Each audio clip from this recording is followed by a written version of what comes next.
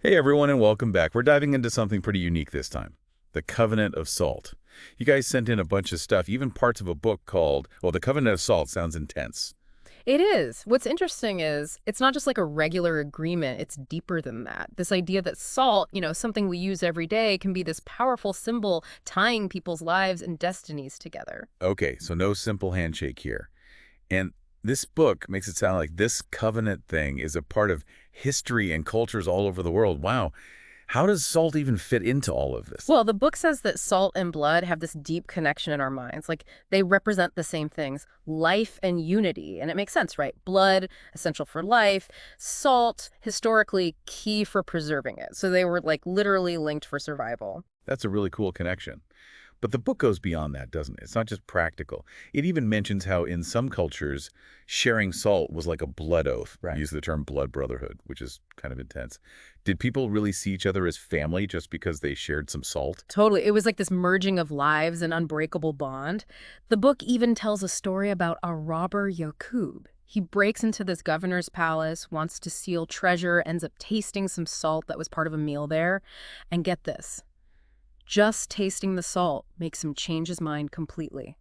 Gives up on the robbery, confesses everything. Wait, seriously, just the taste of salt had that much power? Wow. What was it about the salt that did that to him? It goes back to that sacred obligation, that instant bond the covenant of salt created. For Yaqub, tasting the salt was like making a pact with the governor, something he couldn't break. And it's amazing to think that this simple act could have such huge moral implications. And Yaqub's story isn't even unique. The book explains that this idea of salt creating a bond was everywhere. Like, it talks about the Arab tradition of welcoming guests with bread and salt. It wasn't just being polite, it was a ritual, guaranteeing the guest's safety under the host's roof, like saying, "We've shared salt, you're part of our group now, we'll look after you." So basically like no salt, no loyalty, but in a much deeper way.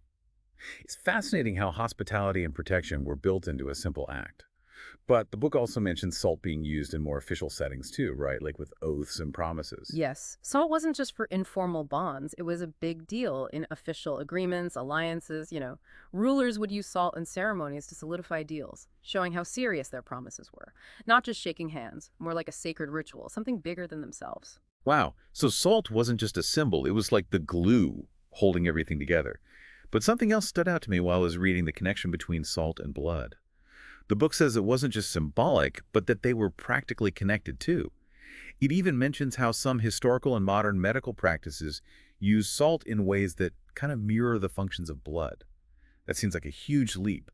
How can salt be used like blood? Well, that's where it gets really cool. The book talks about the science behind it. Salt's vital in our bodies, especially in regulating blood. It even says that in some cultures where salt was scarce, people actually drank fresh blood to compensate for the lack of salt. Wow, that's intense. So are we saying that people understood the importance of salt way before modern science, almost like instinctively? Like they knew it was something vital, even magical? It's possible. We're talking about a connection between salt and the essence of life itself, something you see across cultures and time periods.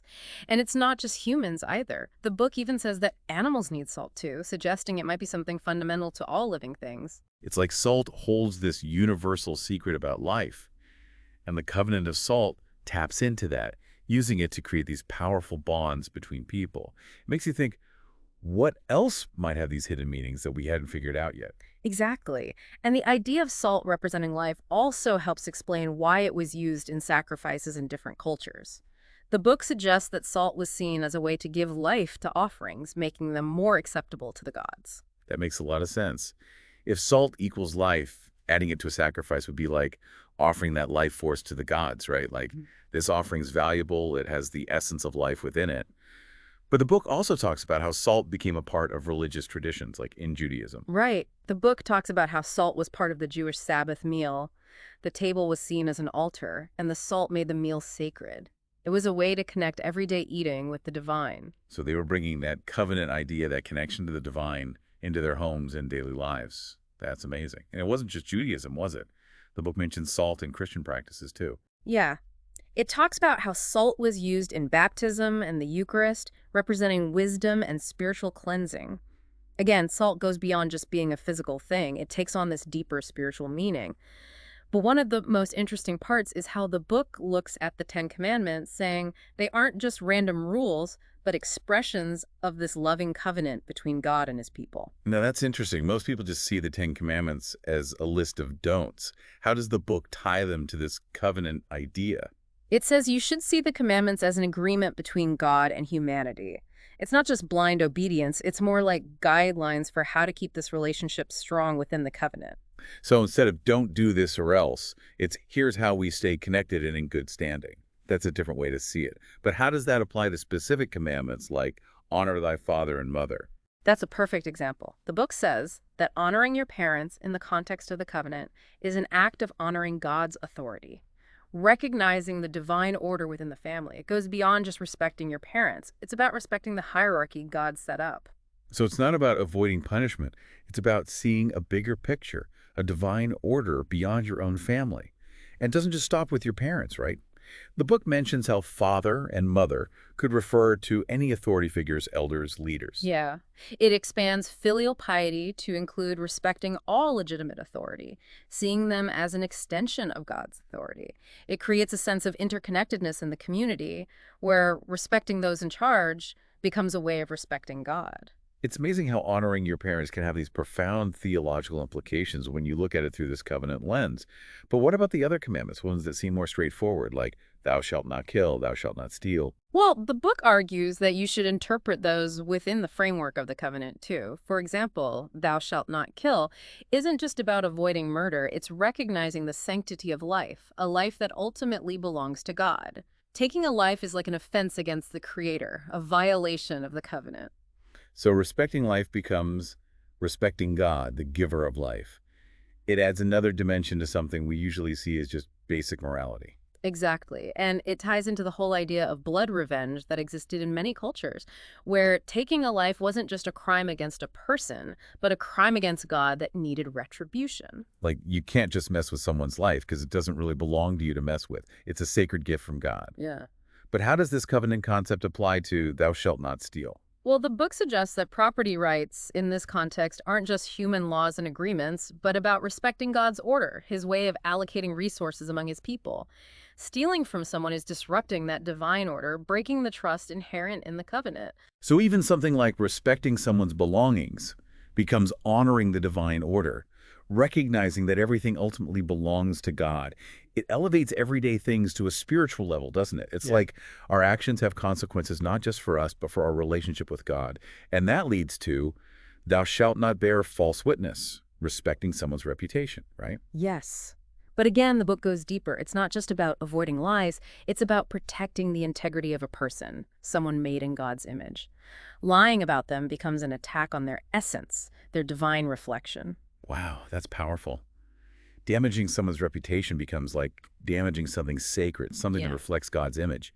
Makes you think about what you say and how it impacts others. Exactly. And lastly, we have thou shalt not covet, which seems even more complex. Yeah, this one's always been tricky for me. How can you control what you want? How does that fit into the covenant idea? This one really gets to the heart of our relationship with God, doesn't it? It's about understanding that even our desires, our thoughts, are part of the covenant.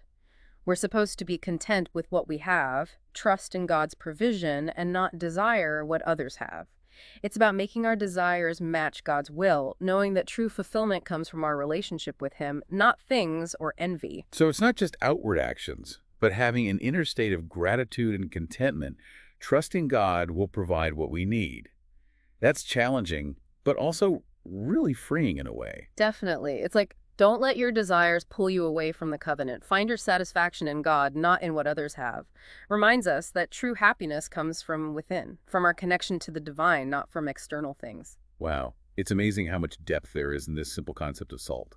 We went from preserving food to blood oaths, religious rituals, all the way to divine law. And we're just getting started. There's so much more to explore with the covenant of salt. Makes you wonder what other everyday things have hidden meanings we haven't discovered yet.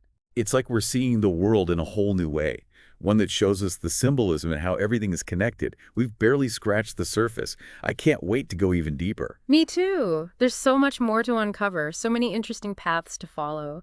It's wild how this idea of a covenant with God, like, reaches into something as personal as what we want, our desires. The book really hammers home that even those thoughts, those deep wants, can either fit with this sacred agreement or go against it. It really makes you think, doesn't it? It's like Yeah. being part of this covenant isn't just about what you do, but about who you are inside, how you approach the world. But the book goes beyond just individuals and God, right? It talks about how covenants shaped whole societies and cultures. Exactly. It highlights how covenants were the basis for alliances between tribes, stopping wars, even setting up laws and how a society works. Hmm. Like this concept was a way to make things stable and orderly when the world felt chaotic and unpredictable. Right? It's like that saying, we're all in this together. You're bound to something bigger than just your own little world. The shared responsibility, answering to something beyond yourself. I think people kind of crave that today, you know? Absolutely. In a world where it's all about me, it's kind of refreshing to remember the power of a group commitment, these bonds that tie us together to something larger. And what's really cool is that these covenants weren't just ideas, they were lived out through rituals. And that's where salt makes its comeback. Oh, yeah.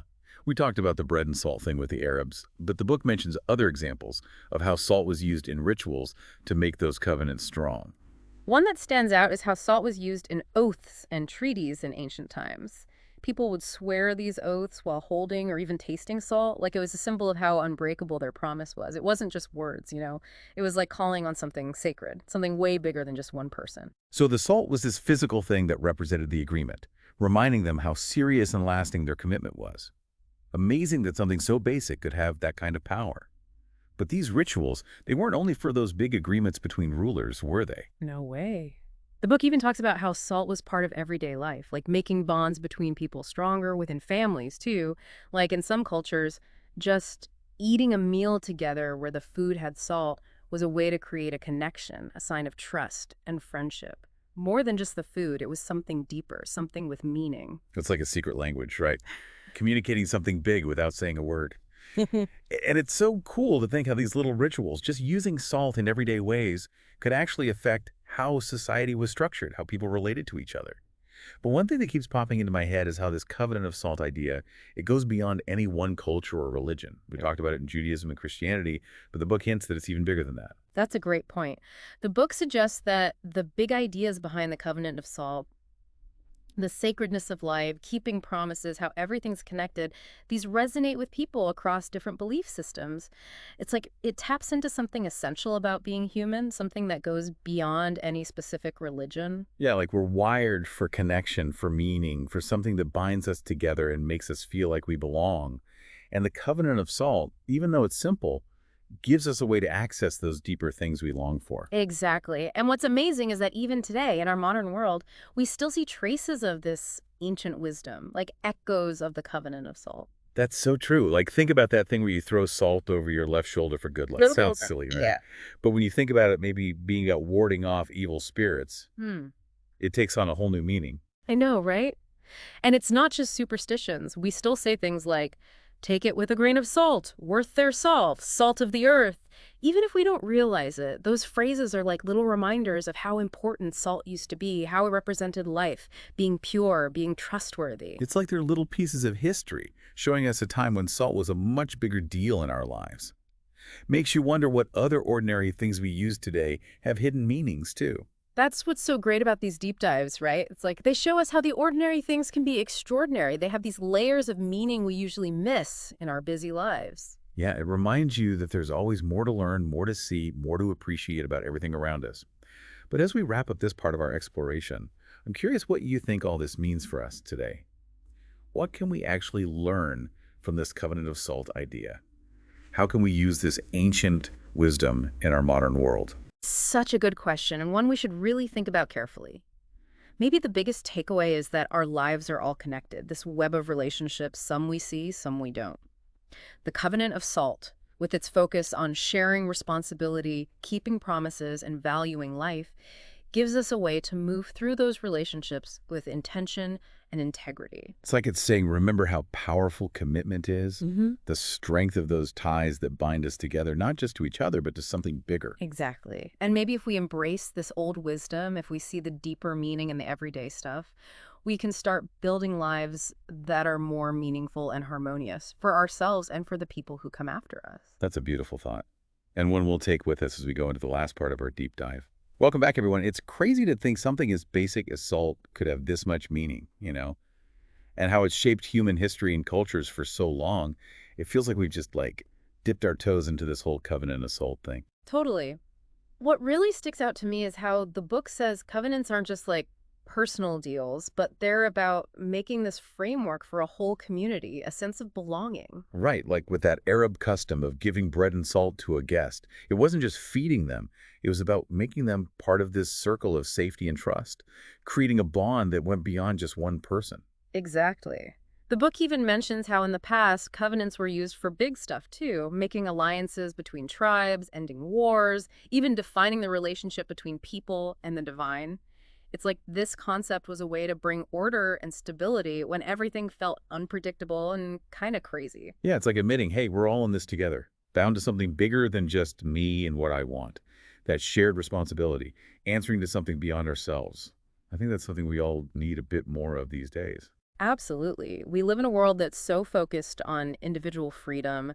It's good to remember the power of commitment, the strength of those bonds that connect us to each other and to something bigger than all of us. And it's really cool how these covenants weren't just ideas, they were acted out through rituals. And that's where salt comes back in. Totally. We already talked about the bread and salt thing, but are there other examples of how salt was used in rituals to make these covenants, official? Oh, yeah. The book talks about how in ancient times, when people swore oaths or made treaties, they'd often do it while holding or tasting salt. It was like saying, this promise is serious, I can't gut it. It wasn't just the words, they were invoking something sacred, something bigger than themselves. So the salt was like a physical reminder of that agreement, showing how serious and permanent it was. It's amazing how something so ordinary could be that powerful. But these rituals weren't just for fancy agreements between rulers or tribes. Right. Nope, not at all. The book even talks about how salt was a part of everyday life, strengthening relationships between people and within families. Like just sharing a meal seasoned with salt could be seen as a way to create a connection, a sign of trust and friendship. It was more than just sharing food, it was symbolic. It's so interesting how something that simple could mean so much, Hmm. like a silent language communicating something deep without actually having to say anything. But as we wrap up our look into the covenant of salt, I keep thinking, what does this mean for us now? What can we learn from this old tradition and actually use in our lives today? That's the big question, isn't it? Maybe the most important thing is to remember that we're all connected, part of this web of relationships, some we see, some we don't. The covenant of salt, with its emphasis on responsibility, promises, and respecting life, gives us a framework for navigating all those relationships with intention and doing the right thing. It's like a reminder to tap back into that power of commitment, the strength of those bonds that tie us to each other, and to something bigger than all of us. Exactly. And maybe if we can take this ancient wisdom and see the deeper meaning in the everyday stuff, we can start building lives that are more meaningful and harmonious, not just for ourselves, but for everyone who comes after us. That's a really beautiful thought. Thanks for joining us on this deep dive, everyone. Until next time, keep exploring, keep asking questions, and keep discovering those hidden meanings in your own life.